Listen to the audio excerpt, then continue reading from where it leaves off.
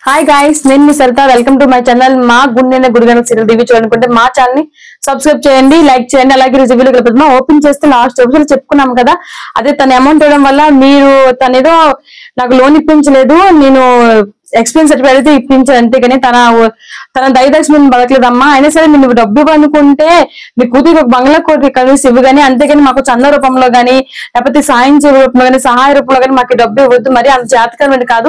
మా రూమ్ మీద మేము కట్టుకుంటాం, మా బ్యాగ్ మీద పడతాము, అయినా ఇలా డబ్బులు ఇచ్చి మమ్మల్ని అవ్వని పరచుకో ప్లీజ్ అమ్మా అని అన్నారు. అప్పటికే బాగా అంటాడు, ఎందుకు డబ్బులు ఇచ్చి అమ్మని పరిస్థితి అమ్మని మా రూమ్ మేము కట్టుకుంటాం కదా, మేము ఎప్పటిలా కట్టుకుంటాము, మా వాళ్ళు మేము పడతాము, మీ వాళ్ళు మీరు పడండి, మీకు అంతగా ఉన్నప్పుడు మీ మీ కూతురు ఏదో కట్టుకొని మీ కూతురు ఒక విల్లా కట్టుకోండి, ఒక బంగ్లా కట్టుకోండి, మీ కూతురు బంగారం మీద కొనేసి ఇవ్వండి. అంతే పరిస్థితి ఎందుకు మీ డబ్బులు తెచ్చి ఇవ్వడం, మాకు అమ్మని అవమానించడం అంటే అప్పుడు వెంటనే వాళ్ళ అమ్మ శృతి అంటది, అమ్మ ఎందుకమ్మా నేను డబ్బులు ఇస్తున్నావు, ఇది తప్పు కదా, రాంగ్ కదా అంటే, నేనేదో నీకోసం ఇస్తున్నాను కదా, నీ ఆనందం కోసం ఇస్తున్నాను కదా, నేను ఎవరి కోసం ఇవ్వట్లేదు కదా.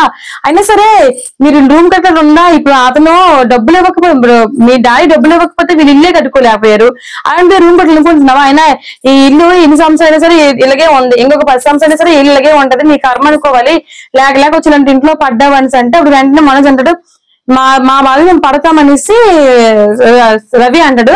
అప్పుడు వెంటనే ఏంటి ఎక్కువ మారుతున్నావు అనేసి బాగా అన్నాడు. ఏంటి పై వస్తున్నావు, కొడుతున్నావా అంటే ఆర్డర్ అని చూస్తాను, లేకపోతే మా నాన్న తొక్కేసి మారితే నేను ఊరుకోను. ఆ 10 సార్లు ఏంటి మేము కట్టుకోలేమంటే ఏం కట్టుకోలేము, 3 కొడుకులు ఉన్నాం, 3 కోడలు, నాకు 3 కొడుకులు ఉన్నారు, అమ్మ 3 కోడలు ఉన్నారు, అందరం కలిసి కట్టుకుంటామంటే మీరు 6 ఉన్నా సరే మీరు రూమ్ కట్టలేదు, మీ సంగతి నాకు తెలియదా, నేను డబ్బులు ఇస్తే మీరు కట్టుకోలేని పరిస్థితి, అయినా సరే తీసుకోండి భయం అయిందని అంటే నువ్వు మళ్ళీ అమ్మని పరుస్తున్నావు, ఇలా చెప్పి నేను వినవు అని అంటే ఏంటి మీదకి వస్తున్నావు అంటే ఇంకా మళ్ళీ చెప్తున్నాను, ఇంకా నన్ను విసిగించావనుకో మా నాన్న తొక్కేసి మాట్లాడితే మాత్రం జుట్టుపట్టి మెడపట్టి బయటకి ఇంటేసి ఉంటుంది జాగ్రత్త అనేసరికి మా నాన్నగారు బాల్ని కొట్టేస్తారు.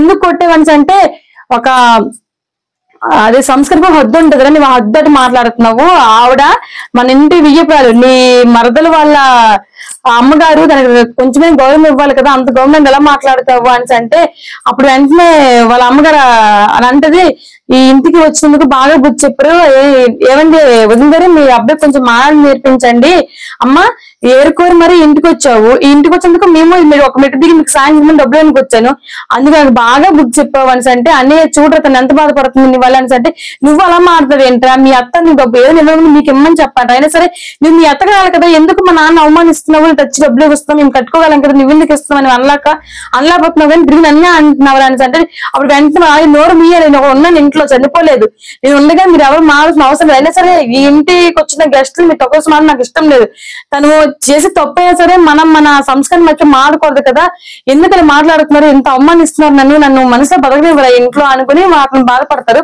అప్పుడు వెంటనే ఈ ఇంటికి వచ్చి మా అమ్మని ఇంటికి రప్పించి వీళ్ళందరూ అమ్మని పరిచయం ఉంది, చిచ్చి ఇది ఒక ఇల్లేనా, ఇది ఒక మనిషి తను సరే నేను వెళ్తానని చెప్పి తను వెళ్ళిపోద్ది.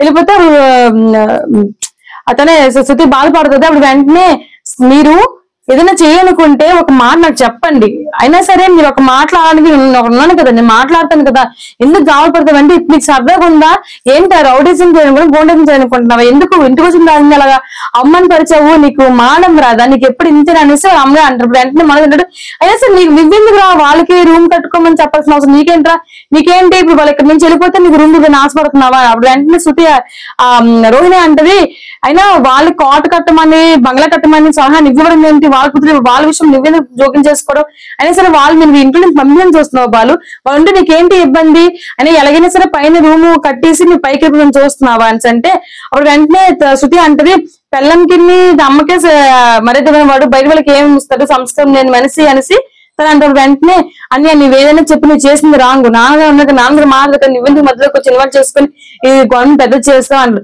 అప్పుడు వెంటనే సరే ఇక్కడ మీరు ఆపండి, ఎవరి పైన చూడండి, వెళ్ళండి, ఇక్కడ నుంచి అయినా నిన్ను కొద్దిగా మనసు ఎంత ఉంచండి, నేను ఈ వయసులో బయటకు వెళ్ళి సంపాదించలేను, అయినా సరే నేను ఇప్పుడు ఈ వయసు కష్టపడలేను కూడా, అయినా సరే ఈ రూమ్ కట్టలేను కూడా, నా వల్ల కాదేమనిపిస్తుంది, 3 రోజులుండి ఏం కానీ చేతకాలని నిలిచిపోయింది అనే ఒక కన్నూరింటి నుంచి ఆస్తి తెచ్చుకోవడం ఎంత కష్టమో, తెచ్చి ఒక భార్య తరపు నుంచి ఆస్తి తెచ్చుకోవడం ఎంత ఇబ్బంది నాకు ఇప్పుడు తెలుస్తుంది. ఎందుకంటే మీ అమ్మ తెచ్చి నీ కిచెన్ హాలే, కానీ మీ అమ్మ ఇప్పటికీ నా ఇలా అంటారు, ఇదంతా మిగతాదంతా నేను లోన్ పెట్టుకొని నేను కష్టపడి లోన్ తెచ్చి కట్టాను, కానీ మీ అమ్మ ఇప్పటికీ ఆ ఇల్లు నాదనే అంటది. అందుకే భార్య తరపు నుంచి వచ్చిన ఆస్తి ఏది కూడా ఆశించకూడదు, ఈ రోజున మన దగ్గర ఆస్తి కూడా ఉండకూడదు అనేసి అంటారు. వెంటనే ప్రవర్తంలో చూస్తారు. ఎక్కడ నన్ను మనస్ఫూర్తిగా బతకనివ్వండి, నేను పై రూమ్ కట్లా లేను అనుకుని అక్కడ నాన్నగారు ఏడుస్తూ వెళ్ళిపోతారు. ఎవరి మటుకు వెళ్ళిపోతారు. వెళ్ళిపోయేసరికి శృతి మనోజ్ రవి రూమ్ లో కూర్చొని ఆలోచిస్తూ ఉంటాడు. ఒక భార్య తరపు నుంచి వచ్చిన ఆస్తిని ఎప్పుడు ఆశించకూడదని ఆలోచిస్తుంది.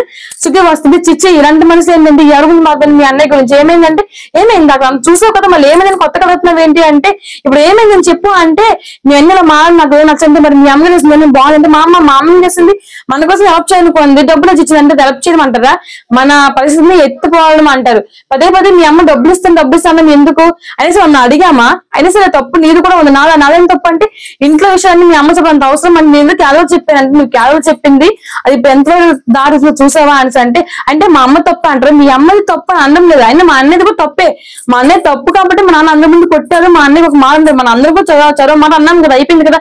కానీ మీ అమ్మగారు వచ్చి మా నాన్నగారిని అవమానిస్తూ డబ్బులు ఇస్తామని అవమానించపరచడం కించపరచడం తప్పు కదా అంటే, మరి ఆ మాట నువ్వు అక్కడ చెప్పుకుంటే మరి మీ అమ్మ మీ నాన్న డబ్బులు ఇస్తే కానీ మేము ఇల్లు కట్టుకోలేము, మీ డబ్బులు ఇస్తే కానీ మేము మీద రూమ్ కట్టలేము, అది తప్పు చేసి తక్కువే కదా అని అంటే, అదే నిజమే. కానీ మా అమ్మ ఏదో మన కోసం ఆలోచించిందంటే, మన కోసం ఆలోచిస్తే అది డబ్బులు ఏ విషయంలో ఇంకేదైనా మీకు చేసుకోవాలి. కానీ ఆ డబ్బులు వచ్చి మా నాన్నగారికి ఇవ్వడం, మా నాన్నగారు తక్కువ మాట నాకు వచ్చేదంటే అదేదో అవును నాకు నచ్చండి, అదేదో అక్కడ చెప్పొచ్చు కదా అంటే, అయినా సరే మేము బాలు మాట్లాడిన తప్పే కదా అని అంటే, అప్పుడు వెంటనే అందరూ మా బాలు మాట్లాడిన తప్పే కానీ నేను ఒప్పుకుంటున్నాను, కానీ మీ అమ్మగారు పదే మా ఇంటికి వచ్చి డబ్బులను కూడా రాంగ్ కదా అని అంటే, ఇప్పుడు ఏంటి తప్పు అంతా మా అమ్మదే అంటాం, మీ అన్ని తప్పు ఏం లేదా అంటామంటే, అయినా సరే మీ అన్నయ్య మా అమ్మని మెడపట్టి గింటేస్తాడు. ఆ మాట తెలుసుకుని నాకు ఇరిటేట్ గా ఉంది. అయినా అంత సంస్కారం ఎలా మాట్లాడు మీ అన్నయ్య, మీ ఎన్నికో సంస్కారం కొంచెం కూడా లేదా అని అంటే, మీ అమ్మ డబ్బులు చెవడమో సంస్కారం లేదే, మన అన్నము సంస్కారం. అయినా సరే మా అమ్మ డబ్బులు ఏంటి తప్పు, ఇప్పుడు మనోజ్కి వాళ్ళ మామకి డబ్బులు ఇచ్చారు కదా, అందుకు తప్పు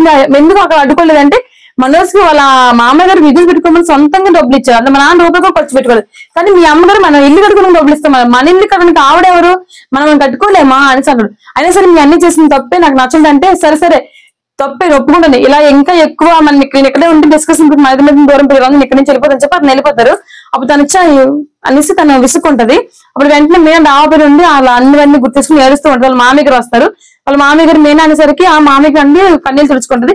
ఏంటమ్మా బాధపడుతున్నావు అంటే, ఎందుకు అంటే కుట్టినేసి బాధపడుతున్నావు అంటే, అతను మీ కొడుకు అంటే నా కొడుకు ఇక్కడ ఇప్పుడు నీ భర్త కదా అంటే, మీ కొడుకు మీరు కొట్టే హక్కు ఉంది, తిట్టే హక్కు ఉంది, ఎందుకంటే మీరు పెంచారు కాబట్టి.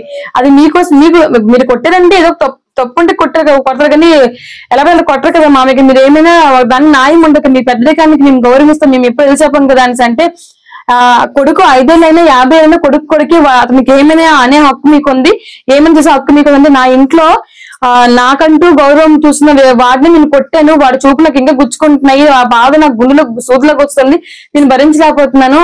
అయినా సరే వాడు చేసింది రైటే, కానీ వాడు అన్ని మనం సపోర్ట్ చేశాను, కానీ ఒక్క మాట మన ఇంటికి వచ్చిన మన వ్యయప్రాయాన్ని అలా తక్కువ మాట్లాడడం అది కొంచెము సంస్కారం దాటి ఆ గేట్ దాటి వెళ్ళడం తప్పు కదమ్మా, అందుకే చేసేసుకోవాల్సి వచ్చింది. నేను కొట్టకపోతే ఇంకెవరిని కొడితే ఇంక ఫీల్ అవుతుంది కదా అని కొట్టే హక్కు నీకు ఉంది మామయ్య అంటే, అయినా సరే నేను తప్పు చేశాను, వాళ్ళ వదిన ముందు, వాళ్ళ తమ్ముడు పిల్లల ముందు, మరదల ముందు, వాళ్ళ తమ్ముల ముందు, అందరి ముందు కొట్టడం తప్పే కదమ్మా. వాడు నా దుఃఖ కూడా చూడట్లేదు, వాడి ఇంట్లో నుంచి బయటకు వెళ్ళిపోయాడు, ఏం చేస్తున్నాడు, అకౌంట్ ఎంత బాధపడుతున్నాడు, ఎంత ఆడిస్తున్నాడు అంటే, ఏం కాదు అతను అవన్నీ పట్టించుకోరు, ఎలాగోలాగా వచ్చేస్తారులే, ఇంటికి వచ్చేస్తారులే అని చెప్పి తను అంటది.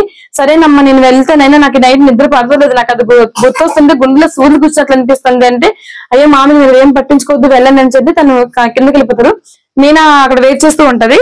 అప్పుడే బాలు వాళ్ళ ఫ్రెండ్ తో కలిసి మందు తాగుతూ ఉంటాడు. ఏమైందిరా ఎందుకంత మందు తాగేస్తావు అంటే అప్పుడు స్టోరీలో చెప్తాడు. అయితే ఇందులో నీ తప్పేముందిరా అంటే, నా తప్పు ఉంది కూడా మా నాన్నని కొట్టారా అని అంటే, ఎందుకు తప్పు చేస్తే మా నాన్న తప్ప లేకపోతే కొట్టారా అంటే, మీ నాన్న కొట్టే హక్కు ఉంది, మా నాన్న కొట్టే హక్కు నాకే ఉంది, ఇంకెవరు కొడుతుంది నాకు కాకపోతే ఒప్పుకుంటాను, కానీ మా నాన్న కొట్టారంటే మీరు తప్పు చేస్తాను నాకు అర్థం లేదంటే, నువ్వు చెప్పిన బట్టి చేస్తే మీరు తప్పు చేయలేదు, కాకపోతే నువ్వు అక్కడ కొంచెం సంస్కృతంగా మాట్లాడేందుకు మీ నాన్న కోపం వస్తుంది, ఇంకా అలా ఊరుకుంటే ఇంకా అది ఎంత పెద్ద గొడవకు తావు తీస్తుందో అనేసి మీ నాన్నగారు అడ్డుకుని మిమ్మల్ని కొట్టారేమోరా అంటే, అవును నిజంగా అంటే అవును లేకపోతే మీ నాన్న కొడతారా అంటే, మీ నాన్న నువ్వంటే అంత ఇష్టం కదా ఎందుకు కొడతాడు, ఎక్కడ తప్పు చేస్తావేమో అని నిన్ను ఆపే పరిస్థితిలో ఆ టైంలో ఏం చేయలేక నేను కొట్టారా అంటే, అవును నాకు అలానే అనిపిస్తుంది అని. సరే ఆ మాట నాకు కోపం వస్తుంది, అయినా వాళ్ళందరూ ఎందుకంత సంస్కారం నాకు అర్థం కాదు, అందరూ సంస్కారమైన గాడ్ని అడ్డగెట్టుకొని వాళ్ళే ఉంచుకుంటున్నారా, అయినా సరే నాకు అది నా వల్ల కాలేకపోయింది అందుకని బయటకు వెళ్ళి సరే అయినా మా నాన్న తొక్కిసి మాట్లాడి ఎవరు తొక్కిసి నూరుకోలేనురా అంటే, అయినా సరే మా నాన్న కొట్టింది గుర్తొచ్చి నాకు బాధ అనిపిస్తుంది. మా నాన్న మొహం నేను చూడలేనేమరా, ఎంత తాగినా మొత్తం ఎక్కట్లేదు, ఇంకో బాటిల్ తీసుకున్నారా అంటారు. అరే ఇప్పటికే ఎక్కువైంది చాలు, మీరు వెళ్ళి చూస్తుంటారంటే అయినా మా నాన్న దగ్గరికి వెళ్ళాలంటే భయం వేస్తుంది అని అంటే, నువ్వేం తప్పు చేయలేదు, నువ్వు తప్పు చేయకుండా ఆ పనికి మీ నాన్న మిమ్మల్ని కొట్టారు, అక్కడ ఏం జరగదు, నువ్వు వెళ్ళరాన్స్ అంటే అలానే అంటావంటే, అలానే మీ నాన్న అంటే మీకు చాలా ఇష్టం అంటే, మా నాన్న అంటే చాలా ఇష్టము నాకు ఆ విషయం తెలుసు, అయినా మా నాన్న కొట్టే హక్కు నాకు తప్ప ఇంకెవరికి ఉంటుంది అనుకుని దాన్ని అక్కడ నుంచి సరే వెళ్తాను వెళ్ళిపోతారు. మీనా అతని కోసం వెయిట్ చేస్తుంటే వస్తారు. ఏంటి ఎక్కడ తాగి పడిపోయారా ఏంటి ఇంకా రాలని అనుకుంటూ వస్తారు. వచ్చావా అంటే ఏం రావనుకున్నావంటే, అనుకున్నాను తాగొస్తాం అనుకున్నా అంటే తాగి వచ్చానంటే అవును అర్థమవుతుందంటే ఏం కోపం రావటంటే కోపం నేనెవరిని ఇక్కడ ఎవరి మీద ఎవరు కోపం అవుతారు, ఎవరి కోసం అడిగితే ఇంట్లో అందరి మీద నేను కోపం అవ్వాలి అని అంటే, నన్ను నువ్వు ఉన్నావు కదా చావుక మంతమైనా పెళ్లి మంత్రం చదవడానికి అంటే అందరూ ఎవరు అర్థం చేసుకోకపోతే నువ్వైతే అర్థం చేసుకోవాలంటే ఏం అర్థం చేసుకుంటే ఏం లాభం, ప్రతిసారి నువ్వే చెడ్డగా కనిపిస్తున్నావు, ప్రతిసారి నువ్వే బాగా కనిపిస్తుంది, అప్పుడే సరే ఇక్కడ ఉన్న నేను వడ్డించి వస్తాను తను వెళ్తుంది. అడిగేసేది తూగిపోతే లాన్ పట్టుకుని ఏంటి తాగొచ్చావా అంటే ఏమండు, ఎందుకు తాగావు నేను కొట్టినే తాగావా అంటే బొర్రొత్తాడు. ఎందుకు తాగావు నేను కొట్టినే తాగావు కదా, లేకపోతే నువ్వు తాగవే నేను కొట్టిన బాధపడి తాగావా, నేను కొట్టినందుకు ఒక అర్థం ఉందంటే అతనేం కొట్టిన తాగ చెప్పిందేనా అంటే అదేదో నాకు చెప్పొచ్చు కదంటే ఎవరు చెప్పాను కదా అంటే, నువ్వు నేను కొట్టినందుకు బాధపడకురా, నేను అనేది నీకు ఒక అర్థం చేసుకో, నువ్వు అంతసేపు మారని సపోర్ట్ చేశాను కదా అంటే నువ్వు అంతసేపు మారని రైటే, నువ్వు నా గౌరవం కాపాడని చూస్తాను నేను ఒప్పుకుంటే, కాకపోతే మన ఇంటికి వచ్చిన నీ మరదల వాళ్ళ అమ్మగారిని నువ్వు అంత చీప్ చేసి మాట్లాడడం, ఇంటి నుంచి బయటకు మెడపట్టి కనిపేసి మారడం తప్పు కదా, నీ సంస్కారాన్ని నేను నేర్పిన సంస్కారాన్ని నువ్వు దాటి వెళ్ళడం తప్పు కదా, ఎక్కడ సంస్కారాన్ని మర్చిపోతున్నా నేను కొట్టాను తప్ప నీ మీద నాకు ఏ కోపం లేదు ఏ ద్వేషం లేదు, అయినా నేను కొట్టిన నుంచి నీ మొహం కూడా చూడలేకపోతున్నాను, నాకు ఎంతో బాధగా అనిపిస్తుంది, నిన్ను చూస్తే ఇంకా బాగా అనిపిస్తుంది అని అంటూ ఏడిస్తారు. ఆ సంస్కారాన్ని మనకుంటే ఒక సంస్కారం ఉంటుంది, ఆ సంస్కారాన్ని దాటి మనం వెళ్తే అది రౌడిజం గోండిజం అవుతుంది అనేసరికి మీనా వెంటనే షాక్ అవుతుంది. అక్కడితో website close. Thank you guys.